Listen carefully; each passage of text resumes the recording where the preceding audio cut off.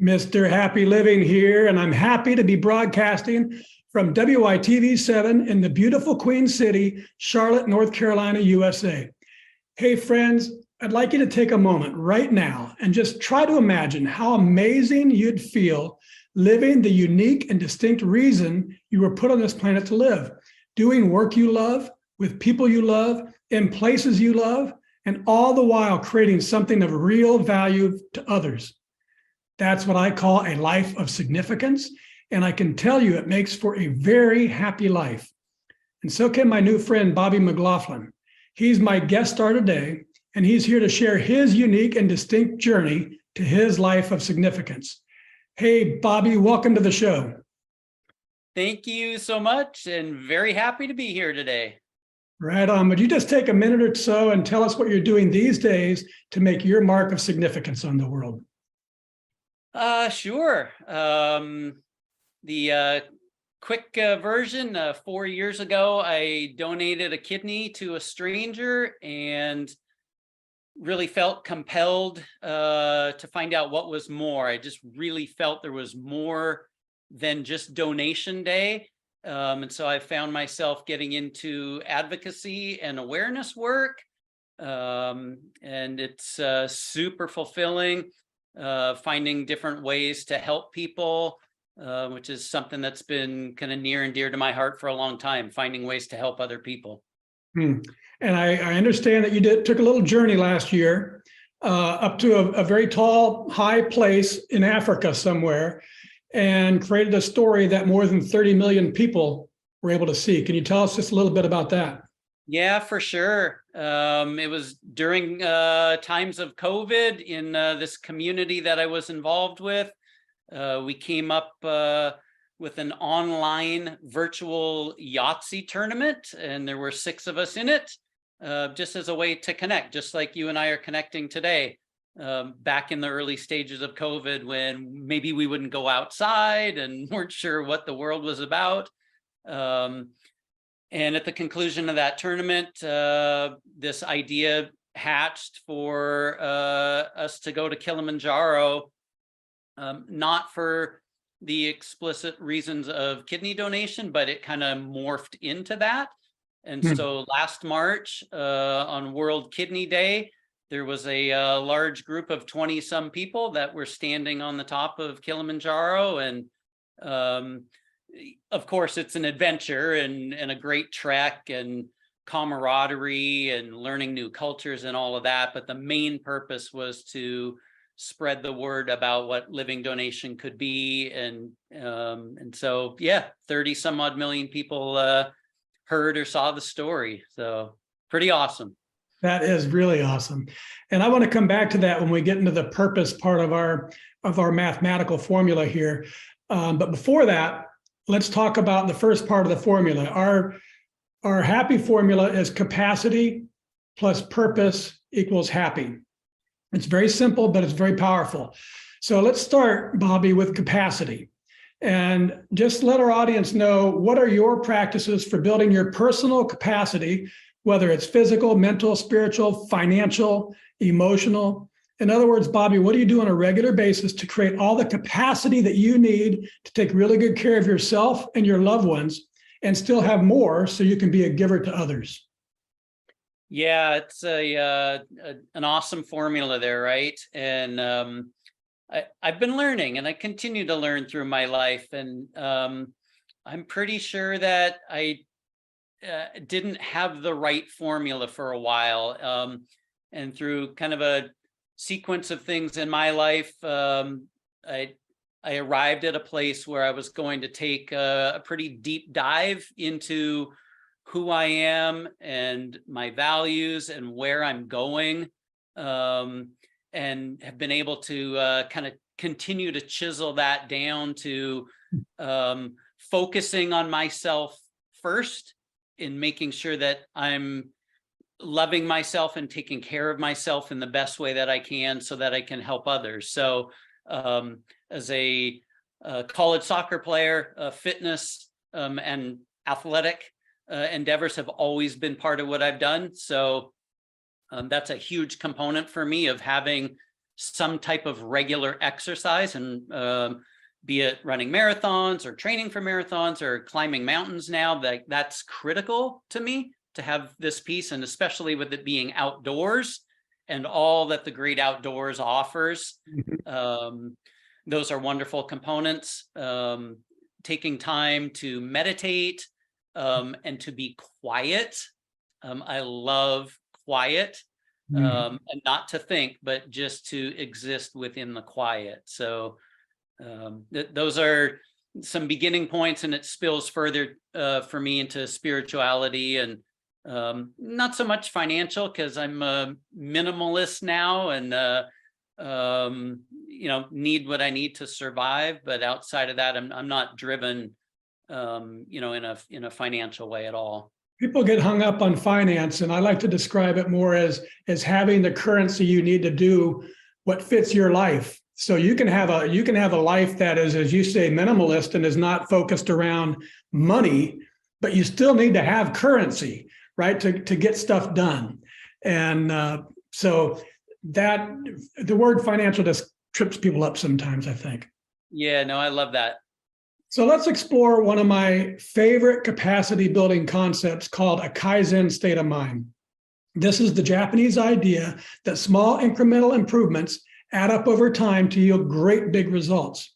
And Bobby, I love it because it's based on mindset, not circumstance. So Kaizening life is knowing there's always something I can do better tomorrow than today. It creates this very optimistic, gentle, powerfully continuous uplifting of my life day after day after day. So Bobby, how does Kaizening your life help you increase your personal capacity to continuously become more so you can continuously give more? Optimistic and gentle. That's beautiful. And it's a lens I like to look through as often as I can. And when challenging times come, it's even a greater opportunity for me to do that. And I kind of equate all of this to what it's like in climbing a mountain. Last summer, I spent a good bit of time in Colorado and climbed a bunch of 14,000 foot mountains. They're called 14ers. And we don't get out of our car at 12,000 feet and just start the hike. There's a couple that you can do that. And there's actually one that you can drive all the way to the summit. But I like this idea of putting one foot in front of the other, one step at a time. Sometimes it's lateral, and sometimes it's actually a little bit backwards to find a little bit better route. And so I have this love for the mountains and this love for life in this way. And so I just try to continue to apply that. Do I stub my toe? For sure. Sometimes trip and fall? Absolutely. But just happy to get back up and just take one step at a time, whatever that might be in life, to help myself get centered where I feel I'm at my best for me, so that I can then do whatever I can for others. And if it ends up being, that maybe I feel like I've come a little bit short of my target on that day or on that event, I'm now at this stage in life, I'm okay with that, because even through that process, that's giving me opportunities to learn and grow, to further apply, again, to help myself grow and be more for others too. Well, Kaizen it's all about the process and not the outcome. So too often, we're thinking about these great big outcomes. I want to get up to the top of Mount Kilimanjaro. That's a big outcome, but you're going to get that one step at a time. And along the way, if you learn to step just a little bit more efficiently, you learn from another hiker or something like that, then that's the whole idea. And it's not about hitting, grand slams and home runs. It's about getting on base. It's about small little improvements. And it makes it's a fun way to live life. So let's move from capacity on to purpose. And you mentioned about trudging through difficulties. Well, it's a lot easier to trudge through difficulties when you're in your purpose, when you're doing what you are meant to do. And I've observed that oftentimes big transformations in life or discovery of purpose comes from devastation, addiction, abuse, death, disease, disaster. Something awful strips a life to its core and creates this big change. However, in my book, Turning Inspiration into Action, I shared the process, the transformational process that I've used in my life to discover purpose using inspiration. So how about you, Bobby? Was there a specific moment or event or crisis or inspiration that revealed to you the purpose you were meant to live? Yeah, fantastic question. When I was in it, it felt like a crisis.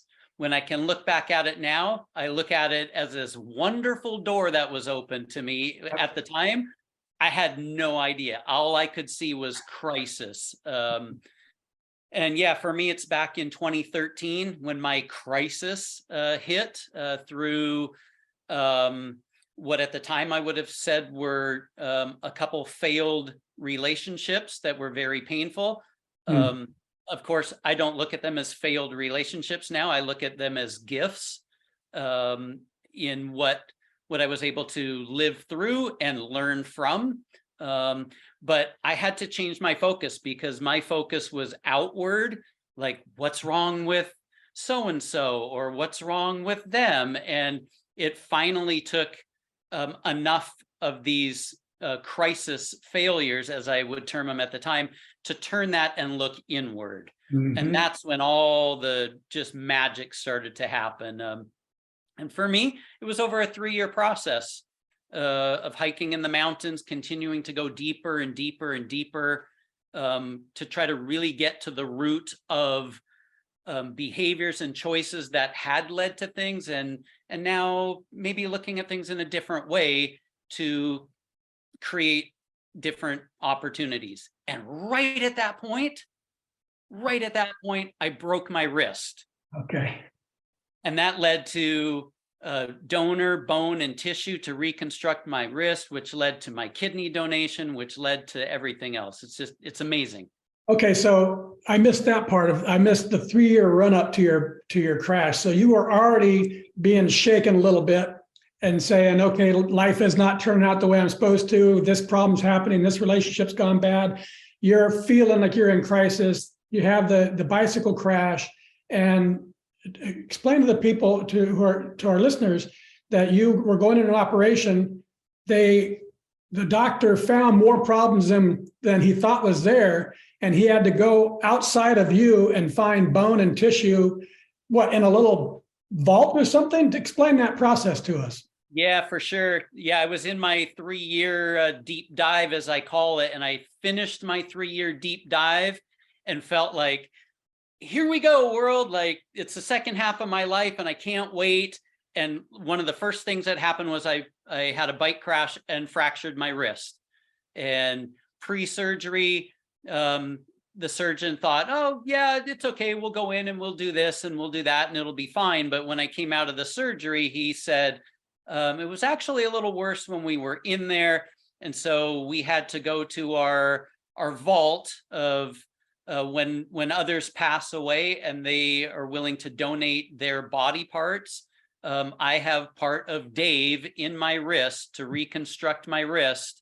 And at that point, because we didn't talk about it pre-surgery, it was a real shock to me that when I hold up my wrist, I have part of Dave in here.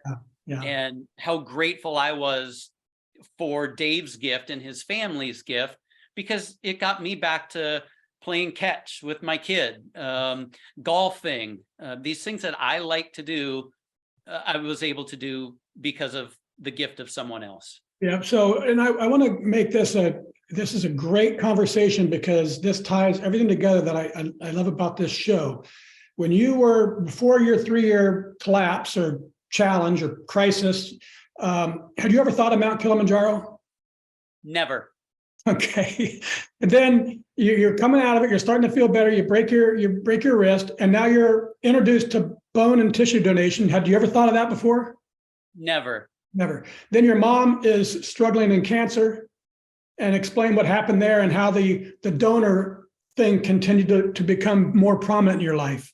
Yeah, for sure. So now that I had been the recipient of someone else's donation in the bone and tissue, I now have an awareness of donation, even all the way down to something that we would consider so common knowledge now as blood donation. I'm with my brother and sister, and we're supporting my mom and my dad as she's going through all of her cancer treatments, and it just dawns on me, like, she's getting blood that total strangers have donated. The strangers don't know where it's going.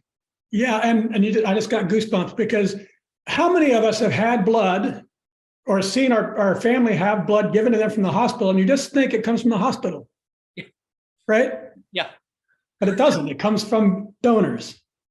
It does. And it comes from donors who are donating to a stranger with no strings attached, just doing something out of the goodness of their heart because they can. Okay. So, and how's your mom? She's in remission. Yay. All right. Couldn't find that. Okay. So then after mom, and you have this revelation about blood, you met some woman who had donated her kidney. Tell us about that. Chance meeting. Yeah. Chance meeting, right? So I don't look at it as a chance meeting at all now. At the time, same thing I did, where donation now is on my radar. Of course, I meet this gal. She's a kidney donor. I'm like, I didn't know you could do that. She tells me her whole story with a comment of, what about you? And I'm feel blessed and fortunate that I'm fit and healthy to my knowledge. And so I'm like, yeah, that's an interesting idea. I was able to then meet her recipient, and her recipient graciously shared her story of life before and after transplant. And it like just blew the doors off of anything I had ever been able to conceive about anything where you could help someone. And I was like, instantly, I was like, I got to find out if I can do this, and called University of Washington, started the process to get tested to see if I could donate. And about 6 months later, they said, yes, you can. So, and then you donated, and just give us a minute or two, if you can, on what that process was like, on meeting your donor's family, on the life that your donor, he extended his life, but I understand he's just passed as well. So just give us what has all that meant to you and your experience and your relationship with that family. Yeah, it continues to evolve. My sister, so Devin, I was able to give a kidney and it went to Devin. I was donating to a stranger. He was the stranger recipient. His wife, Paige, was at the hospital in the waiting room. My sister, Debbie, was in the waiting room. They kind of overheard each other talking. They made a connection. After I donated, we would do laps around the nurses' station. And my sister said, there they are coming at us. And I was like, we're not saying anything. We're leaving it up to them if they want to. And we had this beautiful moment where Debbie and Paige knew what was going on. And because Debbie had communicated to me that here they come, I knew that that was my recipient. And we had a moment in the hallway where we kind of looked at each other. We kind of bowed in reverence to each other, and we passed, and that was it. There was no communication. There was nothing else going on after that until later when I got to meet them in person, and then got to meet the mothers, and I got to meet Devin and Paige's two boys, and I was able to go to his celebration of life and continue to be, in contact with the family. It's just now been a year since he passed, and now Paige is talking about maybe climbing Kilimanjaro one year. So that's great. It's amazing to me. That's great. So give us just one more minute before we go to break for our audience to understand, what was it that led you to keep saying yes to these different opportunities that took you from not knowing anything about Mount Kilimanjaro and kidney donation and donation in general to this completely new, different purpose in your life? Yeah, all I can really explain is back after I finished my deep dive, I did a climb one day up to this peak in Washington. It was at 8,800 feet. And I had a moment up there by myself, or I thought I was by myself, but I felt this message strong as can be, as if you and I are sitting here speaking. And the message was, stay on the path. You're on the right path. You've got this. I've got you. And Wow. it gave me chills. I sat there for quite some time that day. I was in tears from the emotion of that experience, and just felt that moving forward, I'm just going to continue to let things flow in life. If it comes, it comes. If it goes, and let it flow like a river, like through me, around me, however it should be. Awesome. Awesome, Bobby. All right, let's take a quick break and let our sponsor spread a little love with our audience. If you have more ideas than actions, if you have more promises than change, if you're ready for the life you are meant to live, then TI2A is the book for you.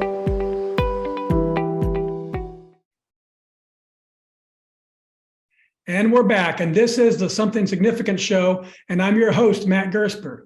And my special guest star today is Bobby McLaughlin. He's a soccer coach, a former college athlete, an outdoor enthusiast, and an advocacy leader by chance and disposition. I love that description, Bobby. And I think you'll love this article I found on lifescience.com. It's called The Science Behind the Power of Giving. And it says the act of giving itself can be a gateway to discovering your reason for being on this planet.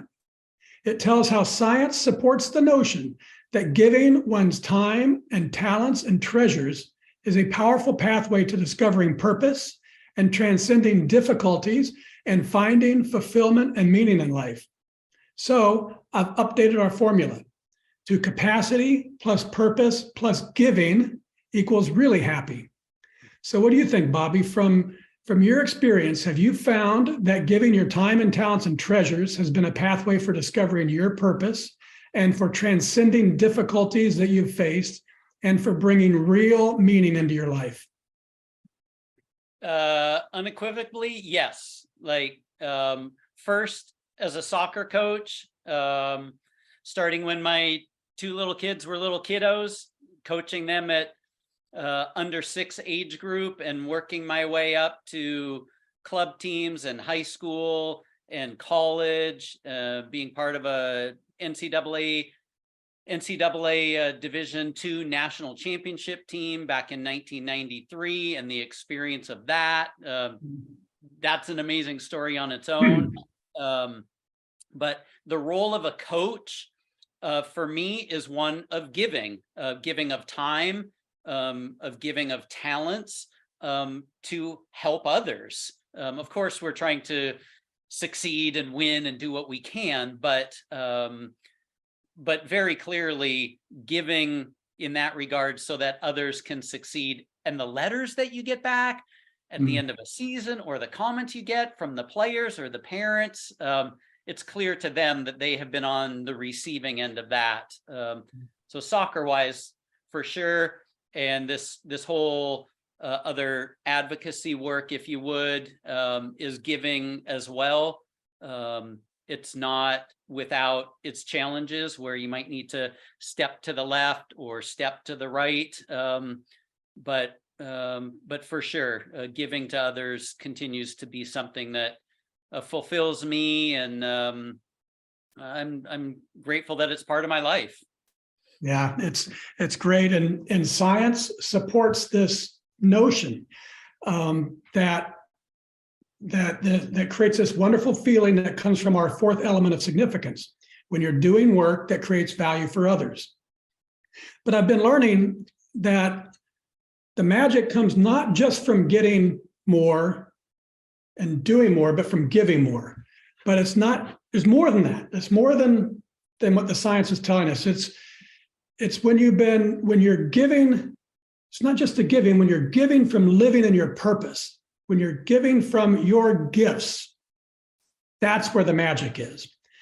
So tell us, Bobby, how does it feel to be happily living your life and giving to others through the work you were put on this planet to do, and the people around you are taking notice? So I did a little research on you, and I want you to sit back, open your heart, and have a listen to the impact that you're making on others by living and giving from the life you were meant to live. The first response was, "Hi, Matt. I can't think of a better person to spotlight on this topic. Bobby is a diamond that shines his light for others to follow." Another says, "Bobby is leading our trek up Mount Kilimanjaro this March. I continue to be in awe of his dedication to this climb and every single person doing it." This one comes from Ed Hearn, who was our guest for last week's show. And he says, "Bobby may be the greatest hope for the 120,000 people like me waiting for a living donor transplant." Another says, "Bobby might truly be the most positive person I know. He is a hero. He's kind. He's compassionate, loving, giving, adventurous. There are just not enough words in the world to describe Bobby McLaughlin. Big-hearted, hopeful, thoughtful, encouraging, tireless, always soft-spoken, considerate, welcoming, dedicated to helping others. There's a genuine niceness about him." This one's competing with me. I could do a whole podcast myself on Bobby's generous spirit and how the breadth, love, and peace of his spirit just keep expanding. The minute I saw his sparkling with life and kindness blue eyes, I knew he was someone I should know. He is generosity on every level. His inherent sparkle breathes smiles into children on the street, strangers, and pretty much everyone he meets, and he backs that sparkle up with action. Bobby is the type of person who can't help but have a positive impact on everyone he interacts with. He doesn't just do good things, he encourages others to do good too. He shares his heart, his story, his passion, and his positive perspective everywhere he goes, and is making the world a better place one story at a time. Bobby is the real deal throughout. Bobby is a modern-day Moses. He lives his entire life bringing awareness to the needs of others and serving others. And finally, Bobby saved my son Devin's life, gave him 3 wonderful years with his wife and 2 small sons. Bobby makes me want to be a better human. He is selfless and cares so deeply for others. I'm forever grateful to him for being the good human being that he is. Bobby, how's all that love make you feel? Wow, thank you for sharing all of that. Moses might be a little over the top. Yeah. But no, it just, I think what this last year has really shown me is a lot of what you have just described. And yet at the same time, there can be people who witness the same actions, but have a different perspective on it. Yeah. There might be people, you've just relayed a bunch of positive comments. You also might find some people who have experienced some things that I've been a part of over the last year who would have a completely different view on this. And what I have really found and will stick to be true to myself on is I know where all of this comes from within me. And if others, it does, it comes from in here, from the heart, from a good place. Will everybody receive it like that? Definitely not. And for that, I'm completely at peace with that. And it also will not derail me from what it is I'm going to continue to do. So I appreciate you sharing all of that. Well, I appreciate the love that you've created out there in the world. And that the reason we do this is that's what the show is all about, finding the magic in each of our lives. And it comes from this great big happy circle. It's giving your time and talents and treasures is a pathway to discovering your purpose, your reason for being on this planet. And then giving from living in your purpose brings a profound joy to your life, a certainty of action to your own life, but also to the lives of those around you, and not just the ones you're serving, in quotes. People notice. So giving leads to purpose, and giving from purpose leads to joy. So to more properly reflect the exponential power of the happy formula, Bobby, I've got to tweak it just a little bit more. Capacity times purpose times giving equals happy to the third power, and that's really, truly, deeply happy. Does that sound about right to you? It sounds spot on. One of the porters that we had last year on Kilimanjaro, he would take stuff from camp, run it up ahead of us, set up, come back down, grab more, and all the while, happy, happy, happy. So that's what we all named him, happy, happy, happy. And I had one of my greatest moments in an embrace with him as I was not able to summit due to a fever I had. I was coming down, happy, happy was coming up, and it's my most prized experience of the trek. And we didn't exchange a single word. He knew, and I knew him, and we had the bond, and we're just giving. He's giving, I'm giving, and it's just magical. When you're in your spirit, that kind of thing happens more and more, and life is good.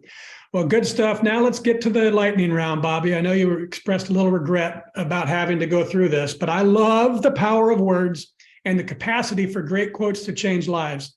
So let me read a few of my favorites and then have you tell us what they mean to you. And Bobby, you got to give us the first thing that comes to your mind because it's a lightning round. Okay. Here we go. From the Buddha, there is no path to happiness. Happiness is the path. Oh, it's the red carpet path. From Mary Oliver, tell me, what is it you plan to do with your one wild, precious life? Embrace each day and all the possibilities within it. Very good. From Barry Finley, every mountaintop is within reach if you just keep climbing. Yeah, no matter what anybody's particular mountain may be, keep going. Ed Hearn, keep going. Right on. From JFK, John F. Kennedy, one person can make a difference and everyone should try. Yeah, absolutely. We all should try, whatever it might be. Whatever it might be. From 1 Corinthians chapter 10, verse 24, let no one seek his own, but each one the other's well-being. Yeah, give to others when we can. Time, treasure, talents, give what we can. From Dr. Wayne Dyer, even if no one sees or acknowledges it, a silent blessing or thought of love towards others contains a vibration that can be felt throughout the cosmos. Vibrations are real. Send the good ones everywhere. Not the good ones. Send love everywhere. And love everywhere. From Goff, this is our show anchor. Whatever you can do or dream you can do, begin it. Boldness has genius, power, and magic in it. Begin it now. Totally love it. Inspiration right there. That's what we're doing. Right on. Okay, now, folks, it's your turn to be a giver too. If you can hear my voice and you were inspired by today's show with Bobby McLaughlin, please share some love with our wonderful broadcast team by giving what you can to WITV7. They're a 501c3 charity on a mission to educate, empower, and encourage. They do good works with your kindness. Bobby, I love how you graciously received the gift of donor bone and tissue that was used to heal your wrist, and then paid it forward by offering your kidney into the transplant pool for whatever they could use it for. And I admire how you leveraged that one generous step into organizing a climb of Mount Kilimanjaro in Tanzania for 25 kidney donors and advocates to bring awareness to over 30 million people seeing that story and hundreds of people beginning the process to become kidney donors and creating ripples of kindness and goodness traveling all around the planet, with more to come this year. And I'm super happy that you've shared your altruistic, warm-hearted, loving kindness on our show today. Would you just take a minute or two and share any parting remarks you'd like to leave with our audience? Well, I certainly appreciate the opportunity to come on to your show and to partner up with you and everybody who's part of your show. to spread ripples wherever they may go. The bits that I'm trying to keep in my focus this year is to have more patience, more kindness, and more compassion in everything that I do for myself and whatever I might be able to do for others. So thank you. Very good. Wonderful. Thank you, Bobby. I also want to thank WITV7 for hosting and promoting our show so we can keep interviewing inspiring guest stars like Bobby and reaching folks just like you, ready to create your own extraordinary lives. And most especially, thank you, viewers and listeners. You'll find links to websites and social media and all things Bobby McLaughlin. Find him, friend him, and most importantly, go to our friend Ed Hearn's website at the National Kidney Registry to see how you may be able to help. Just go to nkr.org/FQH33. So I'm going to say it again. That's N for national, K for kidney, R for registry.org/F for Frank, Q as in Queen, H as in Henry, and the number is 333. That's nkr.org/FQH333. From me to you, dear friends, I love you and I want you to be really, truly, deeply happy too. So I want you to go to happyliving.com and take our happy quiz, because when you measure your happy, you'll focus attention on it. And focusing attention on it inspires change and learning and improvement, all to just flow right into your life. And once you take the quiz, and it really only takes a minute, I hope you'll give some thought about what we can do together, you and me. Yes, give some thought about what we can do together right now to improve the happy of your world, one person at a time. Till next time, I'm Matt Gersper. You're awesome, and this is the Something Significant Show. And we're out.